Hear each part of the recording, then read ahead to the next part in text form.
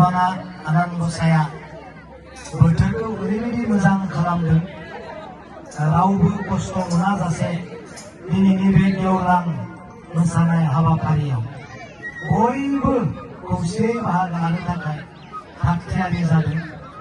गिबियावनो बेनिखायनो जोङो अबंलावरि आनान गसाइखौ जोङो साबायखर बावनांगोन बे मोजां बोथोर मोजां सम मोजां जिबन मोजां बेबायदि थासारिखौ होनायनि थाखाय। दा आंखौ दिनैनि बे गेवलां मोसानाय रंजानाय हाबाफारियाव बेखेवनो थाखाय बिबान होदों। गमामायैनो आं बे रंजालि बैसागुखौ जोबनाङा बायदि आं मोनलायदों।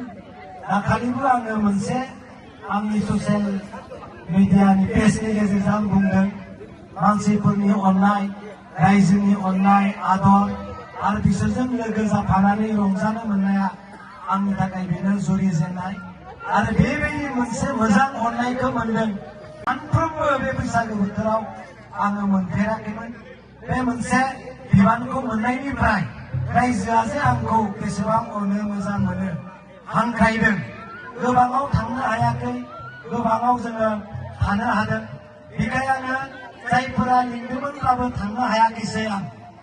बिनि थाखाय आङो रायजो राजानाव निमाहा बिदों आरो दिनै गमामायैनो नोंथांमोननि बे 1 नं दत्लापारा गामियाव गेवलां मोसानाय बे हाबाफारिखौ बेखेवनो मोननानै बेखेवनो बेबायदि मोनसे मोजां सुबिदाखौ होनायनि थाखाय गामि आफादनि समाजनि दैदेनगिरि सेक्रेटारि प्रेसिडेन्ट माइनाव आफादनि दैदेनगिरि सेक्रेटारि प्रेसिडेन्ट इउथनि दैदेनगिरि सेक्रेटारि प्रेसिडेन्ट आरो बायदि बिबानाव थानाय साफ्रोमबो उन्दै गेदेर सोमोन्दोआव बिमा बिफा बिदा फंबाय बिब' बिनानाव बयनिसिमबो आङो गोसो गोरबोनिफ्राय आंनि अननाय मोजां मोननायखौ आं बावहरदों। दिनै आंहा सासे सरकारनि थान्दै हिसाबै बुंनांगौ गोबां बाथ्रा दंमोनब्लाबो जिहेतु दिनै बैसागो बोथोरखाय बुंनांगौ गोबां बाथ्रा आद्रा थागोन।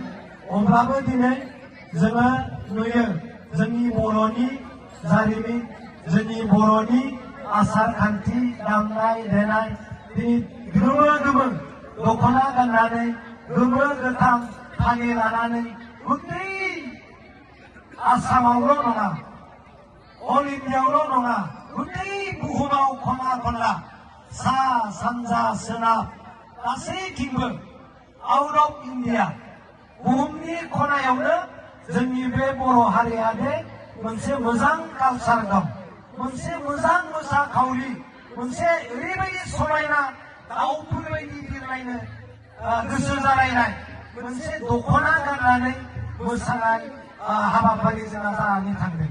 थांनाय मास मोननैनि आगोल ना बागुरुम्बा दौ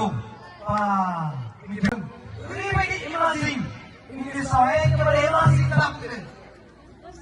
आमेरिका नोङो चाइना इंलेण्ड लण्डन जापान बुहुमनि नों थांबाबो थांख'नो हायो खुनु दिनै नों नुहैफेरै जायगानि मानसिफ्रा बर'नि मोसानायखौ नुनानै सोमोनांदों।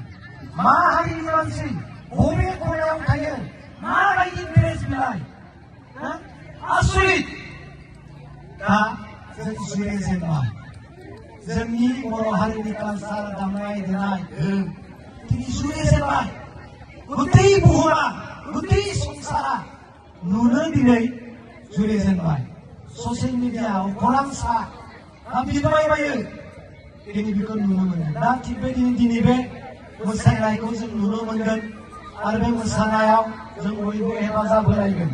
दा आं गोबां खोथा बुंनो सानाखै सरकारनि जानानै सासे थान्दै जानानै आंहा फिसा बुंनांगौ दङ हिसाबै आं बेखौ फोरमायनो नागिरदों।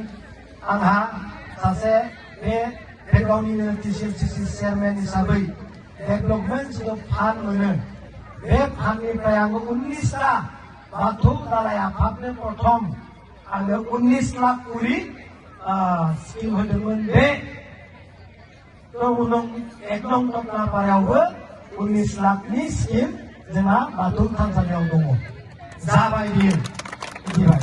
दा बेबायदिनो जोङो मावलांगोन बे सरकारनि आंनि नङा सरकारा बेखौ होगोन आरो मावग्राया माला मावगोन बिदिनो ग्रोब ग्रोब ग्रोब जों आवगायलांनांगोन दा जोंहा मन्दिर मस्जिद गिर्जा थानसालिफ्रा मोजां जायोब्ला जोंनि गोसोआबो मोजां जायो जेराव जों थानानै इसोरखौ सिबिगोन जाय थानसालियाव थानानै जाय मन्दिराव जाय गिर्जायाव थानानै जोङो भगबानखौ जोङो मोननो हास्थायगोन बिनि अननाय मोजां मोननाय आसार खान्थिखौ जों लानो हानाय बायदि जों मन्दिराव थानानै जोङो थानसालियाव थानानै मानसिखौ मानसि बायदि बेबहार खालामनो मानसिखौ इनाय साननायनिफ्राय जोङो गावखौनो दबथायनो मानसिखौ जों इनाय अनागार खालामनो नागिरनायनिफ्राय जों गावखौनो दबथायनो जों बबेनिफ्राय जुरिजेनो मन्दिर मस्जिद थानसालिनिफ्राय जुरिजेनो बेनिखायनो आं प्रथम सरकारनि जानानै आंनो मन्दिर मस्जिद थानसालि गिर्जा आं बानायगोन बे आंनि प्रमिस